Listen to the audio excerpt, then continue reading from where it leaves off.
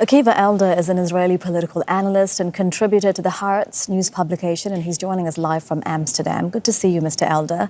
How do you read Daniel Hagari's comments? Are they a blow to the government and its war efforts? First of all, I can say that it's the first time since I remember, and I was following, I don't know how many, numerous military spokesmen, and they were always very careful not to cross the line between the military commanders and the government. Right now, it seems that for the first time after many years, there is an ongoing escalation between the government headed by Netanyahu and his entourage of reporters, analysts who are actually on his, unofficially, on his team that are smearing the chief of staff. His son, who was sitting in Miami, is throwing mud at the military echelons.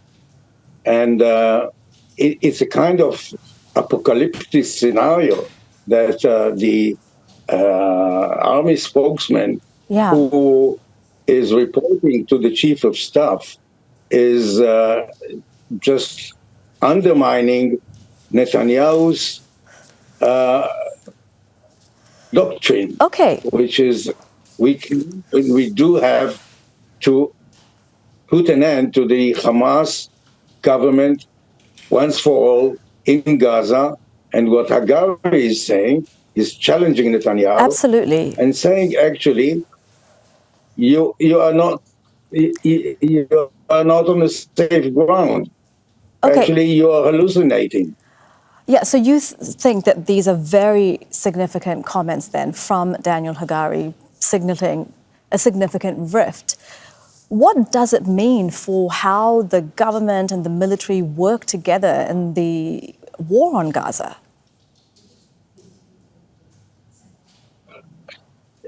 You know, since October 7th, the government headed by Netanyahu and the chief of staff, the head of the intelligence, are working on their place in history. They are preparing for the inquiry of what happened on October 7th, and after, who is responsible for this blunder, for this catastrophe, for the worst thing that happened to the Jewish people since the Holocaust. It's like, a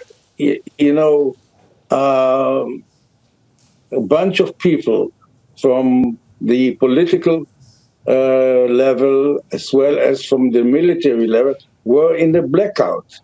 And it's very difficult to draw a line and say, here stops the responsibility of the army, and here starts the responsibility of the political leadership.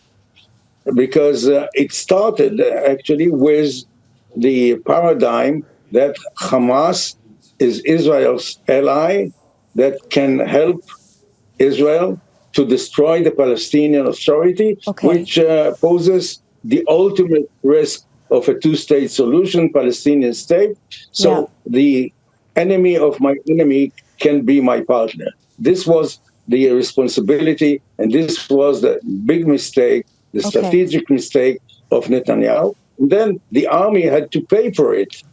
And of course, the army made some tactical mistakes, but Netanyahu made the major mistake of taking sides with the Muslim Brotherhood, with the partners of Iran and Hezbollah. And here we are now, surrounded by all of them. Okay, so that's some very important background and context to the situation now, to the war with Hamas that is grinding on, even as escalating tensions on Israel's northern border with Lebanon. We've got the Chief of Defense Staff, Herzi Halevi, downplaying Hezbollah releasing drone footage from inside Israel. But how worried is Israel about Hezbollah's military capabilities?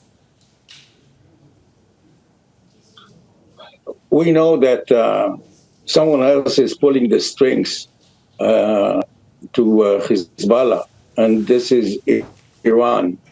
The Israeli army, and as well as former Prime Minister Ehud Barak and former Minister of Defense Avigdor Lieberman, have made statements about a possibility of a major strike war that will involve Iran and by proxy also Hezbollah and Hamas.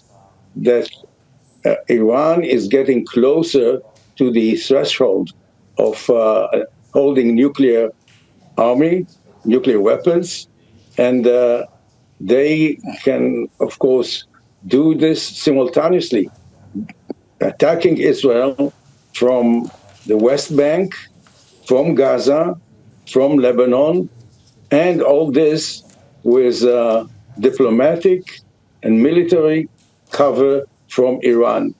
This is, I know, a very apocalyptic scenario, but since serious people, very senior, like Ehud Barak and Avigdor Lieberman, are talking about this openly, makes many Israelis very nervous and clean their shelters.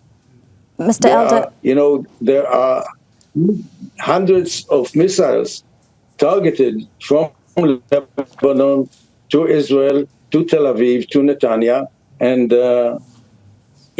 one order from Iran and Israel can be almost destroyed. Yeah, well, Hezbollah maintains that it's acting not only of its own accord, but that it will only react if Israel starts a war. Mr. Eldar, thank you as always for your analysis. We do appreciate it.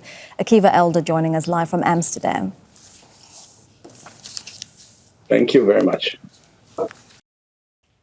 Make sure to subscribe to our channel to get the latest news from Al Jazeera.